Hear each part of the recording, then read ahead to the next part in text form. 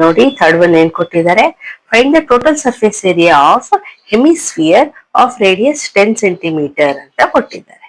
ಇಲ್ಲಿ ಹೆಮಿಸ್ಫಿಯರ್ದು total surface area find out ಮಾಡಕ್ ಹೇಳಿದ್ದಾರೆ. Radius is equals to r is equals to ಏನ್ ಕೊಟ್ಟಿದ್ದಾರೆ, 10 ಸೆಂಟಿಮೀಟರ್ ಅಂತ ಕೊಟ್ಟಿದ್ದಾರೆ. ಇನ್ನು ಪೈ ಇಸ್ ಈಕ್ವಲ್ಸ್ ಟು 3.14 ತಗೊಳ್ಳಿ ಅಂತ ಮೆನ್ಷನ್ ಮಾಡಿದ್ದಾರೆ. ಮೆನ್ಷನ್ ಮಾಡಿದ್ಮೇಲೆ ನಾವು ಇದೇ ವ್ಯಾಲ್ಯೂ ತಗೋಬೇಕು ಪೈಗೆ. ಸೊ ನಾನು ಈಗಾಗಲೇ ಹೇಳಿದ್ದೀನಿ, total surface area of hemisphere formula ಏನಾಗತ್ತೆ, 3πr² ಆಗುತ್ತೆ ಅಲ್ವಾ.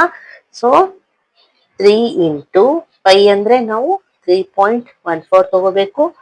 ರೇಡಿಯಸ್ ಎಷ್ಟು ಕೊಟ್ಟಿದ್ದಾರೆ, 10. So 10 into 10. ಓಕೆ, ಈಗ ನೋಡಿ 10 ಇಂಟು 10 100 ಆಯ್ತು. 100 ಇಂಟು 3 300 ಆಯ್ತು. ಸೊ 300 ಇಂಟು 3.14 ಆಯ್ತು.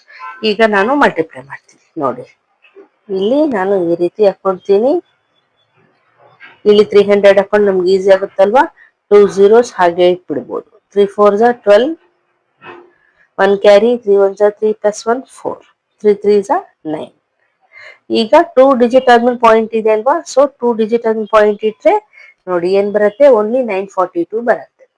ಸೊ 942 ಇದು ಏರಿಯಾ ಆಗಿರೋದ್ ಕಾರಣ total surface area units square ಅಲ್ಲೇ ಇಡ್ಬೇಕು. Centimetre square is answer.